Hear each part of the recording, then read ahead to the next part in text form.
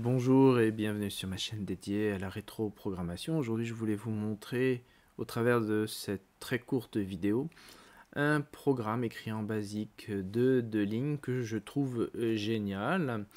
Je vais vous montrer ce qu'il fait. Alors d'abord, je vais le lister pour que vous voyez son contenu. J'écris l'instruction run. Voilà, c'est aussi simple que cela. L'affichage visuel n'a rien d'extraordinaire. Ce qu'il y a d'intéressant dans ce programme, c'est son contenu que je vous livre ici. Alors, j'ai découvert ce petit programme sur le groupe Commodore 64 et 128 Programming, un groupe Facebook. C'était toujours à l'occasion de ces compétitions de programmes les plus courts écrits en basique. Alors, j'essaie de le retrouver. Il était là, voilà. Alors je vous le lance. L'idée du programme d'origine, c'était de faire ceci. Bon, j'ai légèrement modifié le programme à partir d'un programme suggéré. Je descends par, vous voyez, Joachim Roskvist. Donc j'ai un petit peu modifié son programme pour faire mon affichage, mais j'ai trouvé sa solution brillantissime. Bravo Joachim, bravo, parce que je crois qu'il faut vraiment être brillant, très intelligent et bien connaître le Commodore 64 pour être en mesure de faire un tel programme. Alors si vous observez attentivement ce petit programme de 2 lignes, vous verrez qu'il n'y a pas d'instructions à proprement parler d'affichage de caractères. La première ligne contient la création de variables appelées E, K, Q, V, I, et puis ensuite vous avez une série d'instructions POC 47, 48, 49, 50 qui modifie les pointeurs de ce qu'on appelle les tableaux, les pointeurs d'adresse des tableaux, d'adresse de début et de fin des tableaux. Ensuite, une instruction qui crée des tableaux avec la valeur Q, donc 199, on rajoute 1, ça fait 200 tableaux créés. Et puis ensuite, nous avons une instruction pour effacer l'écran, des boucles, 2 boucles, et enfin une instruction pour replacer le curseur en haut à gauche, la fonction home, et une instruction clear CLR. Donc pas de print caractère, pas de POC mémoire écran. Tout est... Voilà, c'est pour ça que je trouve ce programme très intéressant, c'est qu'il y a un affichage alors qu'il n'y a pas d'instruction sur l'affichage. Alors, comment ça fonctionne? C'est là tout le mystère et toute la subtilité de ce programme.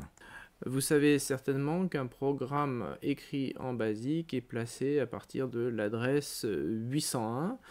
Et puis ensuite, lorsque vous créez des tableaux, des variables, des chaînes de caractères, et que vous exécutez votre programme, le basique réorganise toute la mémoire, il va créer des zones spécifiques aux variables, aux tableaux et enfin aux chaînes de caractères. C'est un mode d'organisation un petit peu sophistiqué, je dirais même compliqué, qui est réorganisé sans arrêt, qui fait que le basique est parfois un peu lent. Le principe est que les variables créées dans un programme en basique sont placées après le programme à proprement parler. Ensuite viennent les tableaux et les chaînes de caractères. Dans notre programme ici, nous voyons que le programme commence par créer les variables. Donc lorsque ce programme est exécuté, il commence par placer les variables dans la zone habituellement réservée, c'est-à-dire celle qui est dans la zone qui est située immédiatement après le programme à proprement parler, le programme écrit en basique. Mais ensuite, qu'est-ce qui se passe? Il modifie les adresses où sont stockés les tableaux pour les placer à l'adresse. Alors, vous voyez 249 et 3. Alors 3, il faut le multiplier par 256. Si on prend 3, on le multiplie alors par... que je me trompe pas, 256, sinon ça va pas fonctionner. Plus, oui c'est ça, 256, j'en perds, j'allais dire j'en perds mon latin, j'en perds mes chiffres. 256 plus 249, les tableaux sont placés à l'adresse 1017. Et 1017, pourquoi 1017? Il y a un sens bien précis à cela. En effet, la deuxième ligne du programme en basique, si vous voyez, dimAQ, va créer le tableau Q, c'est 200. Donc les caractéristiques du tableau vont être précisées à partir de l'adresse 1017 et jusqu'à l'adresse 1024. En fait, on va avoir 1017 moins 1024, si je ne me trompe pas, ça fait 7 octets qui vont être utilisés pour la création du tableau. Et à partir de l'adresse 1024, les valeurs à l'intérieur du tableau vont être placées. 1024, vous vous souvenez, c'est l'adresse de la mémoire écran par défaut. Et alors, si on analyse le programme, on voit qu'en fait, au travers de ces boucles, vous allez avoir un placement de 7, l'équivalent de la valeur correspondant à ce tableau. Vous voyez que c'est une valeur, assez importante, avec un exposant à 22, donc c'est une valeur qui est représentée par ce qu'on appelle des nombres à virgule flottante. Donc on va avoir la valeur équivalente en virgule flottante qui va être placée à partir de l'adresse 1024. Vous savez que les nombres à virgule flottante sont représentés par 5 octets. Vous avez un exposant et une mantis de 4 octets. Donc cet exposant et cette mantis de 4 octets vont être placés dans la mémoire écran, ce qui va faire cet affichage, et c'est un affichage qui va être effectué au travers de boucles, puisque ça va se faire 5 par 5, avec un saut. Alors vous voyez ici, donc 5 x 8 fait donc 40 fois, avec un saut effectué en fonction de V, c'est 8, donc 40. Donc on a un affichage qui est effectué toutes les 8 fois en quelque sorte, donc 5 x 8, 40. Et une fois que l'affichage se termine sur une colonne, il va s'effectuer sur une deuxième colonne, et puis ensuite sur une troisième, une quatrième, et enfin la cinquième colonne. D'où, on va dire, cet affichage un peu particulier, qui se fait en 5 étapes, mais surtout qui représente finalement une valeur à virgule flottante. Alors, on va analyser la mémoire du Commodore 64. Alors, ce que je vais faire, c'est que je vais réenclencher le programme, je vais le faire tourner, voilà, il s'affiche, et maintenant nous allons rentrer dans la fonction monitor. Vous voyez à l'écran le contenu de la mémoire du Commodore 64 à partir de l'adresse 3F9, ça correspond à cette adresse 1017, jusqu'à 549 en hexadécimal. Alors vous voyez que à l'adresse 03F9, nous avons cette valeur en hexadécimal 41 qui correspond à la lettre A. C'est la lettre que nous avons attribuée au tableau. Et ensuite, nous avons la valeur 0, c'est la valeur qui est éventuellement ajoutée si on utilise 2 lettres pour définir un tableau. Ensuite, nous avons quoi? Nous avons 2 octets qui sont des pointeurs d'adresse de la zone, enfin de l'adresse du prochain tableau éventuellement créé, c'est-à-dire 03 EF, nous n'en avons pas. Ensuite, qu'est-ce que nous avons? Nous avons l'adresse, nous avons ici la valeur 1 ça correspond au nombre de dimensions du tableau. Et puis ensuite, nous avons 0, 0 et C8. Il s'agit de 2 octets utilisés pour indiquer le nombre de valeurs dans chaque dimension. Il y a toujours 2 octets utilisés par le BASIC. C8, ça correspond à 200. Vous savez, c'était 199 plus 1. Quand on crée un tableau, vous avez toujours une majoration de 1 des valeurs qui sont précisées dans les tableaux. Et si nous apportons, alors on va essayer de rendre les choses un petit peu plus visuelles en adressant cette fois-ci la mémoire à partir de l'adresse 0400. Vous voyez que dans la mémoire écran, nous avons une succession de valeurs constantes, c'est-à-dire CCEF, CCEF, CC, et puis ça se répète à nouveau. Nous avons ces 5 octets qui représentent la valeur, notre valeur décimale, mais exprimée en virgule flottante, tout simplement. Donc, alors, je vais vous expliquer comment ça fonctionne, un petit peu ces calculs de valeurs flottantes. Mais on voit, c'est un pattern, c'est quelque chose, un élément récurrent ici dans la mémoire écran. Alors sauf ici à ces adresses que vous avez, on a tapé un list où il y a un ready qui s'est affiché, donc on n'a pas, on va dire, ces valeurs partout, mais il faut imaginer que vous avez votre mémoire écran qui est remplie de toutes ces valeurs.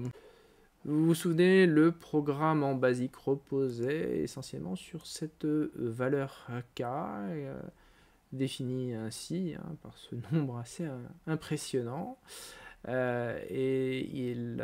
C'était une valeur contenue dans le tableau, une valeur convertie en valeur à virgule flottante, définie par des octets, donc des valeurs hexadécimales. En tout cas l'exposant et les différents éléments de la mantis. Alors comment déterminer cette valeur? Il suffit d'avoir recours aux routines du BASIC. J'ai rédigé une petite routine qui permet d'obtenir cette conversion. La première chose que vous devez faire, c'est surtout définir les caractères, les 5 caractères que vous voulez afficher dans vos tableaux. Moi c'était 4C.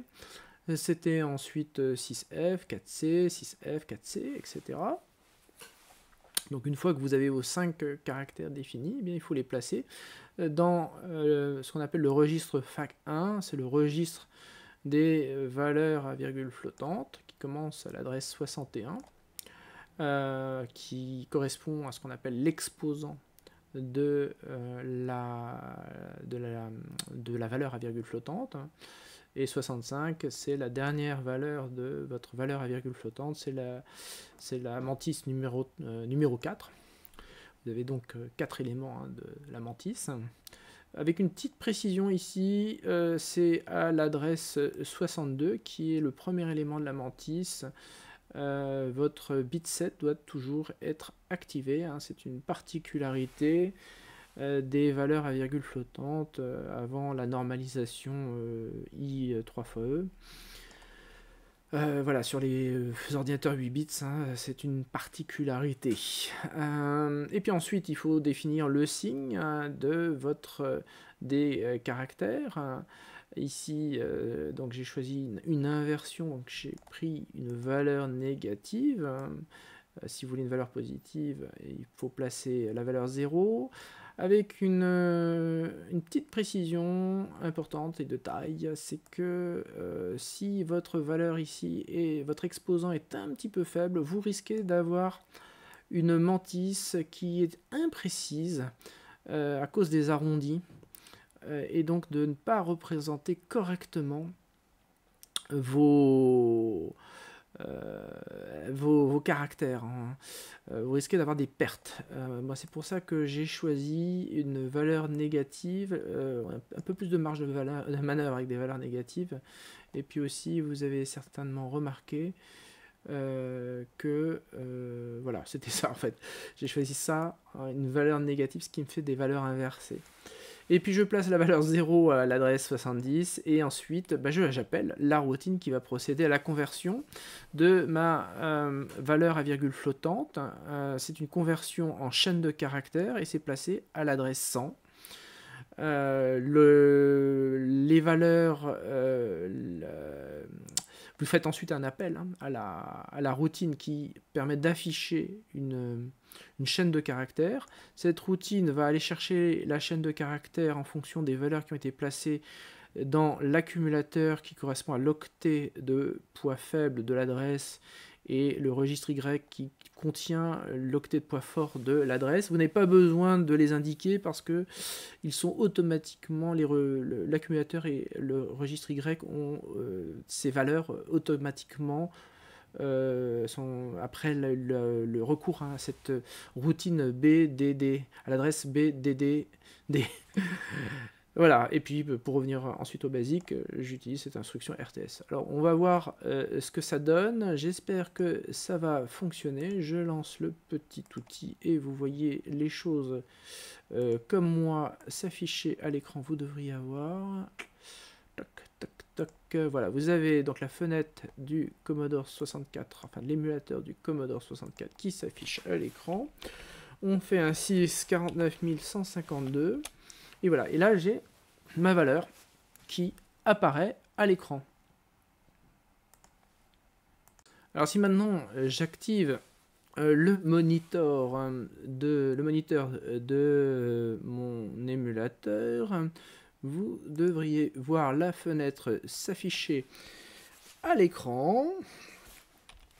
Alors on va examiner tout simplement l'adresse 100, voir un petit peu ce qui s'y passe.